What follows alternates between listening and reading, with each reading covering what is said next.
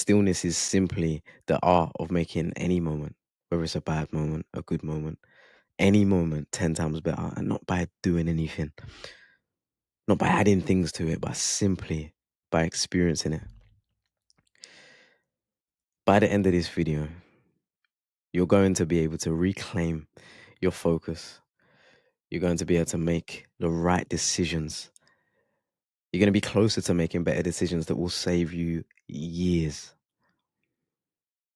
And you're going to know how to meet yourself and greet yourself, but meet yourself where you are now. Video is inspired by a fantastic book, one of those life-changing books, which I'll tell you about later in the video. But here's a little quote from it. Stillness is what aims the archer's arrow. It inspires new ideas, it sharpens perspective, and illuminates connections. And that's from the man himself, Ryan Holiday. So without further ado, let's get still. I've exposed the book. I'll keep myself there for a second. You might have seen it already. But stillness is what aims the archer's arrow. I want you to think about in an Olympic archery contest, the archer takes time to get the arrow, point it, and pull it back. And all of this time that is being spent is focusing on a target, but there's a process behind it. And it's aiming, and it's waiting, and it's waiting, and then bang, and then it does it. And stillness is what allows the archer to focus on that singular moment and aiming the arrow. It's the state of connection, the present, as I said, to this moment. The more fast-paced this world gets, the harder it becomes to be connected to the present. We're in a world with a laptop, which you're probably watching this on, or a TV, or a phone, or social media, comparison, scrolling, dopamine, next thing. We can't even watch films anymore. We'd rather watch YouTube. I'll put my hand up, I'm like that as well. Our state to connect to the present moment is slowly starting to vanish. And the more that this vanishes, the more that stillness is going to become one of the most important skills that we can have as humans.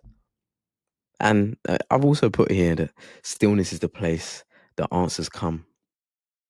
Things that we may not have done, things that we've done well.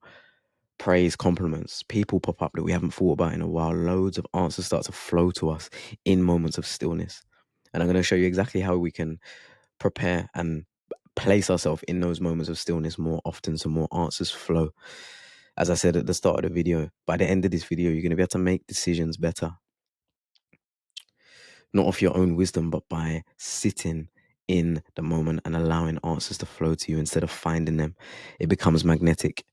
You see, there's a law of the universe. The more we run after things and seek them, the more they run away from us. But when we sit there, it seems to come to us. Now, I want to show you the book. Here we are. Stillness is the key. Now, this single-handedly is one of the best books I've ever read in my life. It's not your traditional self-help, self-improvement type book.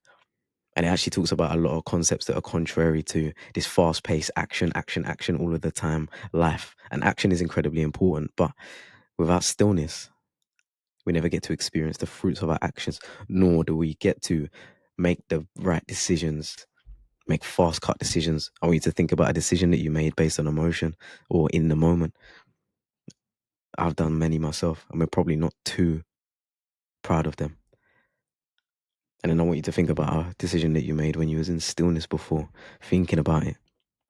It was probably a better decision. Now, there's a great chapter in this book I want to hyper focus on about the man himself. Look at this, Winston. Now, Winston's a bit of a Jamaican name, but he was also the Prime Minister.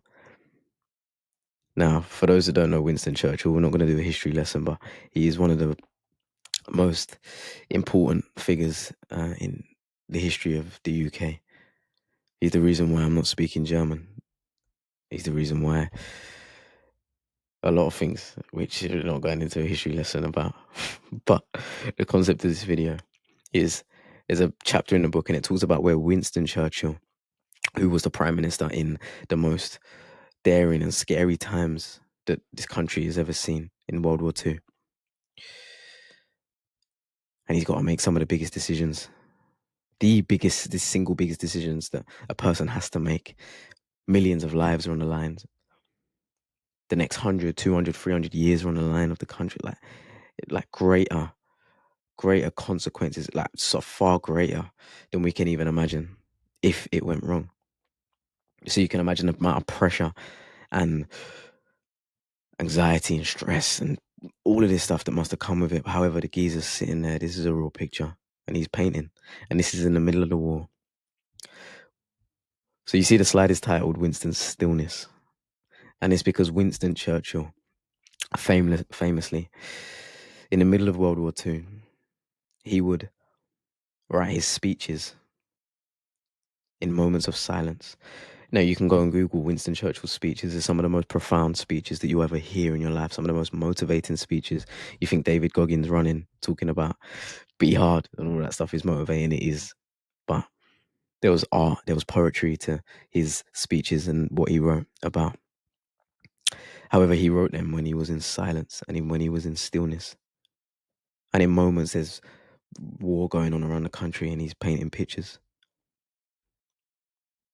But he's not just painting a picture for painting a picture's sake. He used to paint pictures to think about the right move to do next. He's up against somebody. He's up against his enemy. And he has to think about his next move. And he thought about it whilst painting. Now, the point of this page, the point of this slide is to show that we find our answers in stillness. Winston Churchill found answers in stillness.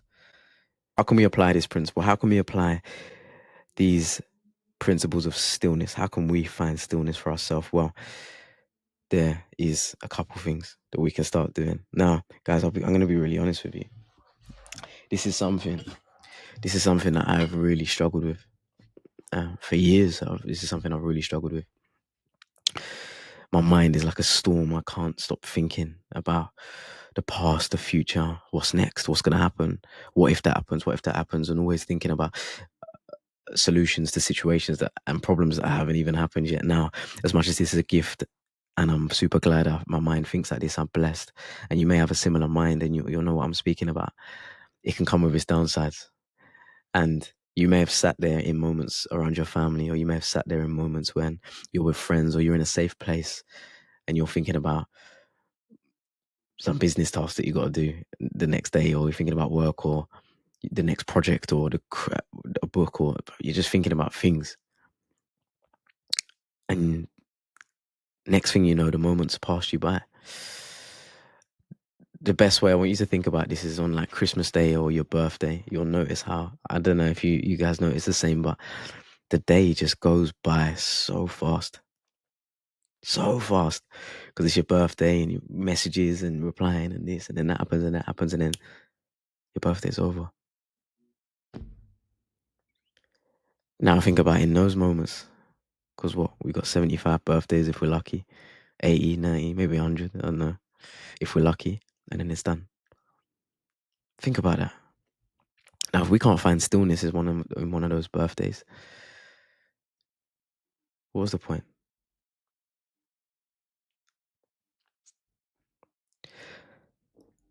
Stillness is incredibly important. It's never touched upon, and no one speaks about it. It's almost contrary to like popular beliefs of action all the time and doing stuff all of the time and thinking about stuff all the time. However, our mind and our bodies are very much like machines. They need time off. They need time off. You need to repair the machine. You need to oil the machine. You need to relax. You need to take a moment. Think about it. Chill. I feel like I'm speaking to myself. So, how do we become still? We have to dedicate time to nothing. Now, that sounds quite weird. How do you dedicate time to nothing? Well, I ask you now, if you go onto your calendar, you may be someone with a packed calendar. Great. But if it's packed full of stuff, that day's going to pass by, no different to Christmas, no different to your birthday. And very rarely, if your calendar's packed, are you going to have moments where you sit there and you allow the genius of your mind to solve problems. You allow the genius of your mind to consider things. As I said at the start of the video, you wrote a list 5 years ago, or within 5 years, of things that would make you happy, and you've achieved far more of them than you realize. recently I was having a moment where this video come from, and where the inspiration of this video came from is I was at the gym with two of my friends. We're training, and I had my vest on. I looked at myself in the mirror, and I had I had a moment, and I could have teared up if I wasn't with people. I would have had a tear in my eye. I probably would have gone toilet, quick wiped it, and come back and done my bench press. But I nearly had a tear in my eye. I said to myself, Alf, 5 years ago, people were mocking you for being fat. I was 88 kilograms. I was 25% body fat. I was fearful. I didn't have any confidence. I wouldn't go up to anyone and speak to them. I had no direction in my life. I didn't know what I was going to be. Academically, I wasn't the smartest. I was really scared, and I looked at myself in the mirror in that session, and I saw a man that if this version of myself met myself when 5 years ago and said, "Hey, bro, I'm you in 5 years," I think about myself 5 years ago, 18-year-old Alf, and he would have been like, what?"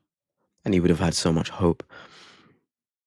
And he wouldn't have gone through 3-4 years after that of up and down anxiety and problems and worry, and he would have been so calm if he knew the outcome, if he knew what was going to happen. And I don't say that to be arrogant. However, I'm very proud of myself. But I was only able to experience that moment that I talk about. I bring it back to it because I had a moment of stillness. I had no headphones in. I was away. I was walking away from my friends, and I was just there. How do we become still? As I said, we've got to dedicate time to nothing. I would recommend that at the end of the day, once you've finished, I would say leave an hour. Leave an hour at the end of the day, hour and a half maybe. Just block it out. You can have your fun time or whatever, but then I would say 15 minutes, maybe before you go to bed, just turn everything off. The phone, the computer, the YouTube, the TikTok, whatever it is you're doing, and sit there and just think. I would likewise do this with meditation. Maybe either at the start of the day or the end of the day, or both. You can start getting to that point where you want to do both. But something that I've been doing, which is especially inspired this video as well, is I've been doing guided meditations every morning. I wake up and the first thing that I do is I put my big chunky headphones on, and I put on a guided meditation, and I breathe for 10 minutes. Now 10 minutes feels like 30 minutes when you're still. The same amount of time can feel like longer. Imagine that. 10 minutes. 10 minutes goes by when you're scrolling like that, but 10 minutes when you're breathing and thinking feels like an hour. It feels amazing. A guided meditation for 10 minutes with breathing has completely changed my life. I started doing this when I started self-improvement. I started doing this, and I've recently returned to it, and I'm remembering the profound thoughts that come to my mind, the calm, the presence, the peace that comes to my mind every morning. If I don't meditate now, I get a little bit like, on edge sometimes, but it's only when we find peace in these moments. I'll add prayer to this as well. In addition, finding moments to meditate and prayer, especially in the morning, will put you in the right frequency. It's going to elevate your frequency, your vibration, which is another video. But it's going to elevate your frequency to the point where you're going to be the most wholesome and the best version of yourself on that day. Because you would have had time to think about, and most importantly, be still in a moment and be present. Stillness will make any moment better, even if it's a bad moment, when you dwell in it. But not dwell from a place of negativity, but dwell from a place of, wow, this is a moment. I'm going to leave you with a quote from the same book. Only from stillness can we act rightly. Only in stillness can we be at peace and appreciate the beauty and the wonder of life. Only in stillness. Only in a moment of complete solitude, isolation, no stimulation. That was a wrap. But only in those moments can we truly experience stillness. But I'll leave it there. Guys, it's been an absolute pleasure. Buy that book. Great. Stillness is the Key by Ryan Holiday. It's a fantastic book. Buy it. Read it. twice. I think I've read it about 3 times. It's an amazing book. But guys, it's been a pleasure. And until the next one, I'll see you in a bit.